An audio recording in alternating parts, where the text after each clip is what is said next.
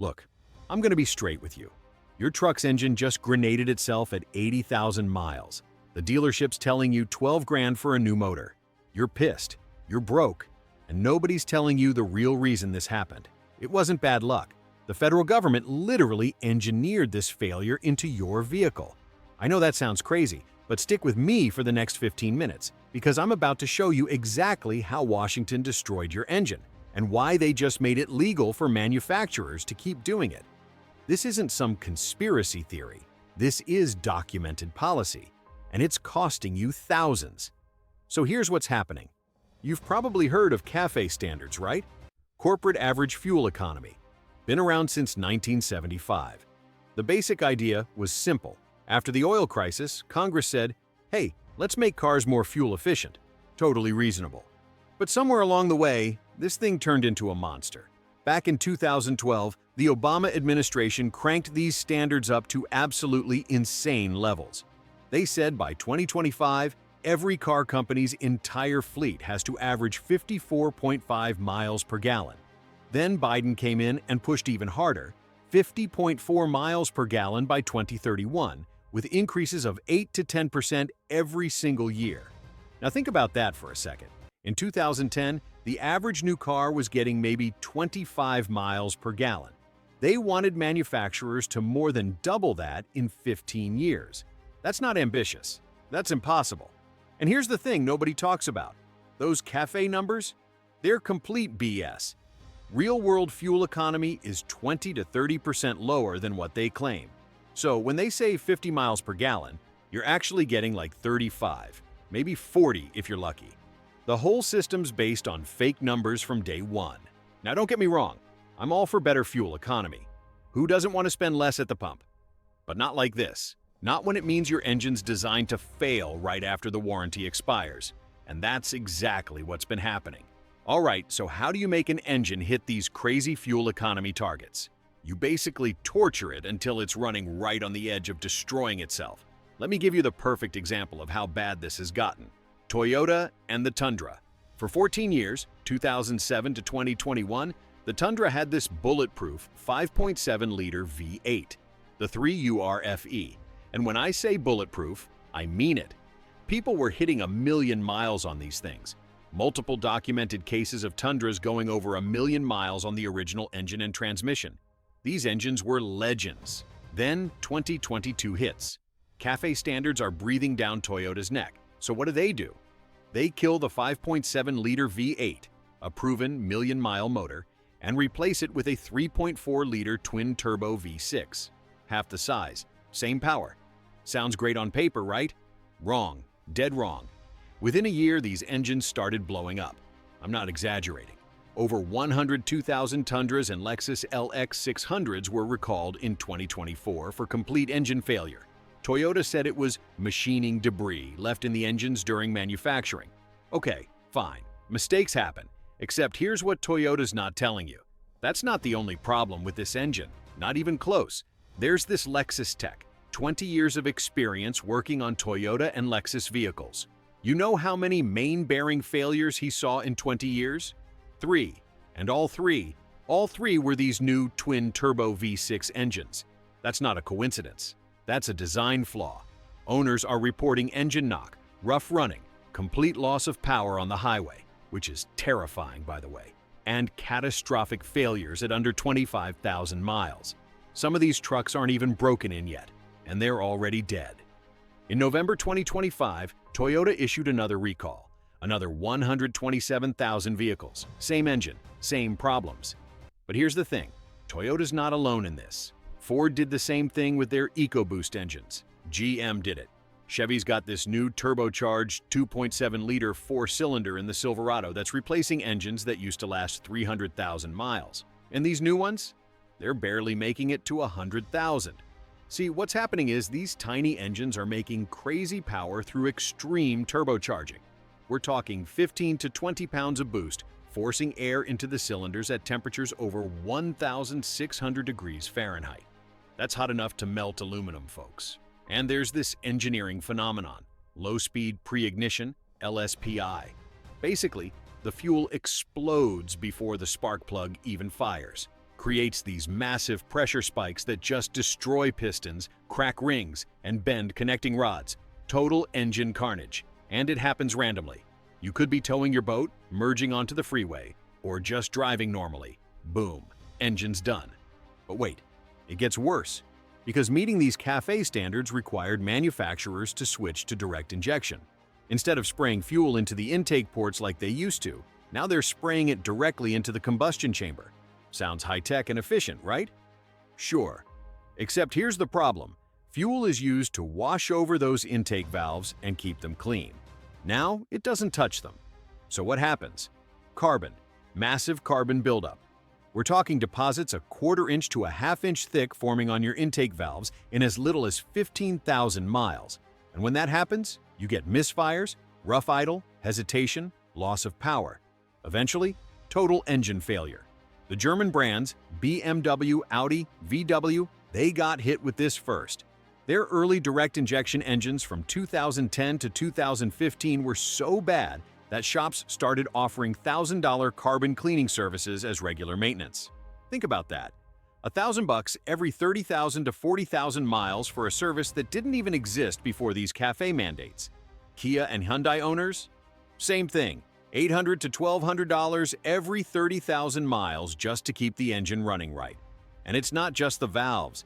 These high-pressure fuel pumps that direct injection needs, they fail at 80,000 to 120,000 miles, $1,500 to $2,000 to replace. The injectors themselves get clogged with carbon, another $1,000 to $1,500 to clean or replace them. This is maintenance that never existed on the old engines. This is all new, all because of CAFE. Now, if you thought the engine problems were bad, let's talk transmissions. Because CAFE standards don't just mess with engines, they go after transmissions too. To squeeze every last bit of fuel economy, manufacturers ditched good old-fashioned automatic transmissions for CVTs, continuously variable transmissions. Nissan went all in on them. Subaru, Honda, even Toyota started using them. And they've been failing left and right. Nissan's CVT, made by Jatco, got so bad there were class action lawsuits. People were reporting shuddering, overheating, and complete transmission failure before 100,000 miles. You know what it costs to replace one of these things? $6,000 to $8,000. Subaru had to extend their CVT warranties on 2010 to 2015 models to 10 years or 100,000 miles because they were failing so often. These aren't rare cases. This is systemic. Even Honda, known for bulletproof reliability, they're seeing CVT failures spike. Just saw a case where a 2016 Civic owner got hit with a $6,125 transmission replacement, and Honda refused to cover it under warranty. And here's the really messed up part. These CVTs need special fluid changes every 25,000 to 30,000 miles if you do any kind of heavy driving. But manufacturers marketed them as maintenance-free to make their CAFE numbers look better on paper. So owners had no idea. They thought they didn't need to service them. Then boom, transmissions toast. Consumer Reports found that about 10% of Toyota owners reported CVT problems in the first 5 years. That might not sound like much, but we're talking about millions of vehicles here. All right, let's talk dollars and cents. What is this actually costing you? Modern turbocharged direct injection engines require synthetic oil changes every 3,000 to 5,000 miles instead of 7,500, carbon cleaning every 30,000 miles. That's $800 to $1,200. Turbocharger replacement between 80,000 and 120,000 miles. $2,500 to $4,000 intake valve cleaning. $1,000 to $1,500 high-pressure fuel pump replacement. $1,500 to $2,000 CVT fluid, changes every 30,000 miles. $300 to $500. Add all that up over 150,000 miles, and you're looking at $5,000 to $8,000 more in maintenance compared to the old engines. But here's what really gets me. The fuel savings they promised you, they don't exist. That turbocharged 1.5 liter that's supposed to get 35 miles per gallon? In the real world, especially if you're towing anything or driving through hills, you're getting 22, maybe 25 miles per gallon. That's the same as the old naturally aspirated 2.5 liter it replaced. Why? Because these little engines are working twice as hard to move the same vehicle. Under load, they're guzzling gas. J.D. Power did a survey in 2023. You know what they found? These downsized engines scored lower in reliability and real-world fuel economy compared to the engines they replaced. And resale value? Forget it. A 2018 Ford F-150 with the EcoBoost engine and 100,000 miles? It's worth $8,000 to $12,000 less than a 2018 F-150 with the naturally aspirated 5.0-liter V8. People know. They know the EcoBoost is a ticking time bomb. Toyota Sequoia owners with that new twin-turbo?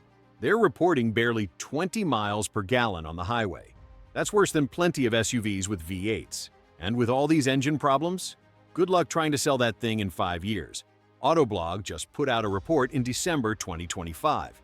They said modern engines are failing at rates we haven't seen in decades. Toyota, Honda, GM, all of them issuing massive recalls for catastrophic engine failures. Engines are seizing up, catching fire, leaving people stranded on the side of the road. Even the brands that built their reputation on reliability are putting out engines that barely make it past the warranty period. So whose fault is this? Let's follow the money and the mandates. It started back in 1975 with the Energy Policy and Conservation Act. After the oil crisis, Congress created CAFE to reduce our dependence on foreign oil. Fine, I get it. That makes sense. But then 2007 rolls around. The Energy Independence and Security Act cranks up these standards big time.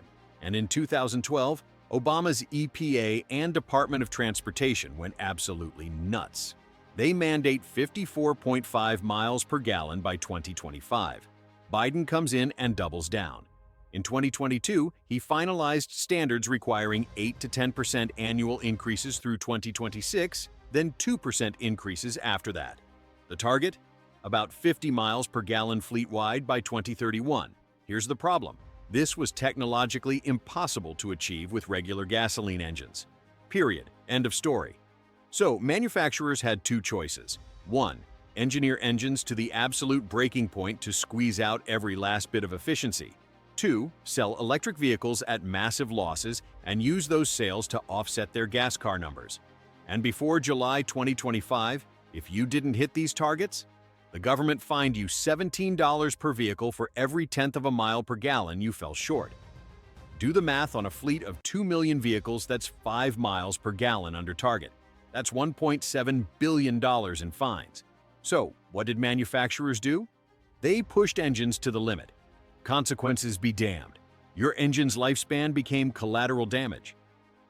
But here's where things get interesting. July 2025, Congress passes the One Big Beautiful Bill Act. And buried in there, they eliminate CAFE penalties completely. Gone. Manufacturers don't have to pay fines anymore. In December 2025, the Trump administration proposes rolling back the standards to 2022 levels. Instead of 2 to 8% annual increases, they're proposing 0.5%. Their argument? Biden's standards were illegal because they were impossible to meet with gas engines.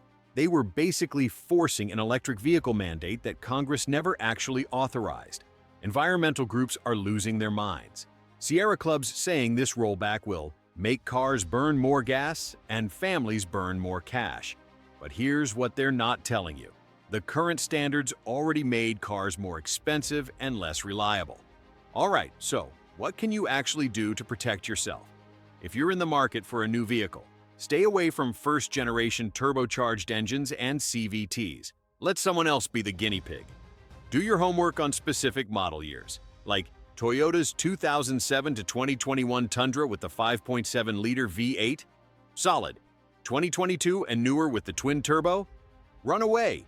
If you can still find a naturally aspirated engine, grab it. Spend time on owner forums before you buy. Real owners will tell you the truth. The dealer won't. Check the NHTSA website for recall histories. If you already own one of these modern vehicles, cut your oil change intervals in half. If the manual says 7,500 miles, do it at 3,000 to 5,000, especially with turbo engines. Use top-tier gasoline, every single fill-up. It's got better detergents that help fight carbon buildup. Get carbon cleaning done every 30,000 to 40,000 miles. Yeah, it's expensive, but it's cheaper than a new engine. CVT owners, change that fluid every 30,000 miles no matter what the manual says. Install an oil catch can. It'll reduce the crud getting into your intake valves. If you've got a turbo, let it idle for 30 to 60 seconds before you shut it down after hard driving. Let the turbos cool down properly. Looking ahead, we need to demand regulatory reform. CAFE standards should factor in reliability, not just efficiency on paper. Support right-to-repair legislation. You should be able to fix your own vehicle. If your engine fails prematurely, report it to NHTSA. That's how recalls happen. If a manufacturer won't honor warranty coverage, look into class action lawsuits. There are probably others in your situation. Vote with your wallet. If enough people avoid these problematic engines, manufacturers will listen. Look, here's the bottom line. CAFE standards were supposed to save us money and help the environment. Instead, they've created this massive wave of premature engine failures that's costing regular people billions of dollars. Yeah, the regulations are changing now, but the damage is done. There are millions of vehicles on the road right now that are engineered to fail early. Maybe yours is one of them. That's the truth nobody wants you to hear. That's why we make these videos, to give you the information you need to protect yourself and your family's money. If this video opened your eyes, do me a favor. Hit that like button and share this with everyone you know who's driving a 2015 or newer vehicle. They need to see this. And drop a comment below. Have you dealt with premature engine or transmission failure? What make and model? What year? Let's crowdsource this thing and see just how widespread this problem really is. If you haven't subscribed yet, what are you waiting for? We're putting out investigations like this every single week. Thanks for watching Car Insider Network. I'll see you in the next one.